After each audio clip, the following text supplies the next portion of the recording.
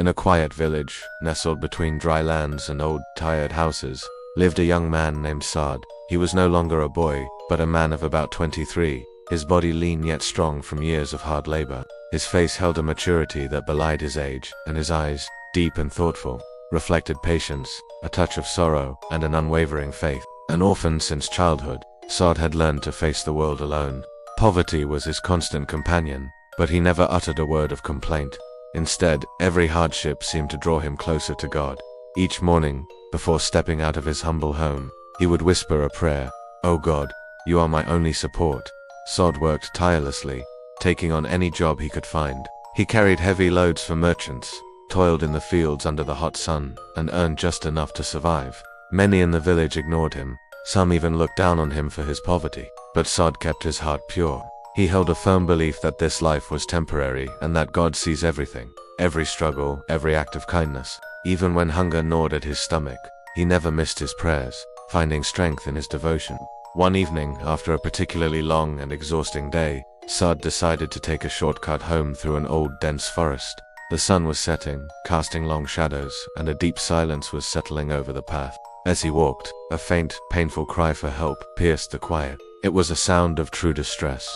His heart tightened, but it wasn't fear that filled him. It was a sense of responsibility. Remembering God, he pushed aside any hesitation and followed the sound, his steps sure and steady. Near a large, broken tree, he discovered a sight both strange and beautiful.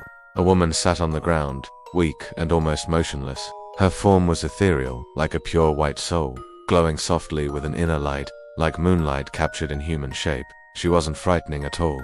Her presence was calm and gentle. Her soul-like form seemed caught, trapped between this world and another. Her face, though etched with sorrow and exhaustion, was beautiful. Saad, ever respectful, immediately lowered his gaze and said, "In the name of God, who are you, and what troubles you?"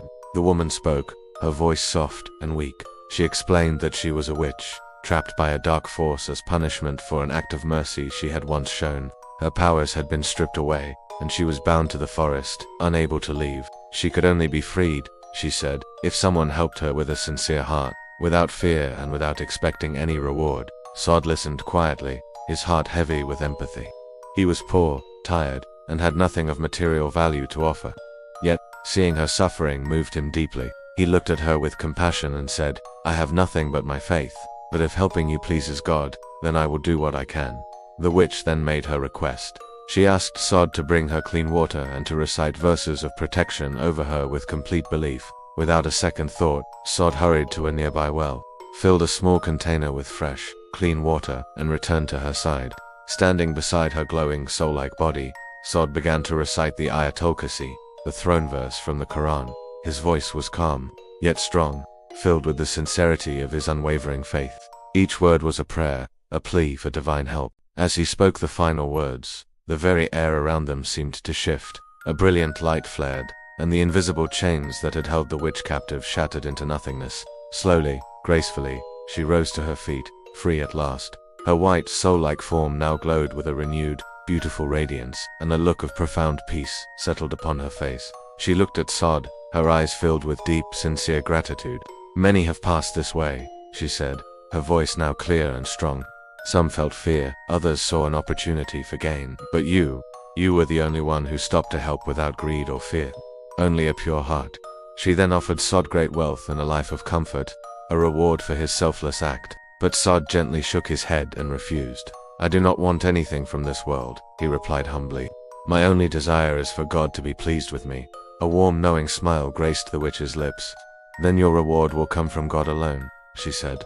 And with those words her glowing white form slowly faded, dissolving into pure light until she was gone. Saad returned home, his mind at peace, thinking little of the extraordinary event.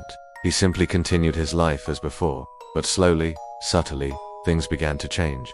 He found better, more honest work that paid him fairly. The villagers who once ignored him now treated him with newfound respect and kindness. A deep sense of peace and contentment settled into his heart. His problems didn't vanish overnight, but his strength to face them grew tenfold. One night Saad saw the witch in a dream. Her white soul-like form was calm, and she radiated thankfulness. She told him that because of his sincerity and his selfless act, God had opened doors for him that he could never have imagined. Saad awoke with tears of gratitude in his eyes. He got up, performed his prayers, and thanked God for his boundless mercy. In that moment, he truly understood. He realized that true success isn't measured in wealth or status, but in faith, patience, and kindness. His story became a quiet lesson in the village, a reminder that when a believer helps another soul purely for the sake of God, without expecting anything in return, God helps them in ways that are far beyond human imagination. It taught everyone that patience, faith, and simple kindness are seeds that, when planted, never go unrewarded. Thank you for watching. If this story touched your heart, please like, share, and subscribe for more content that inspires.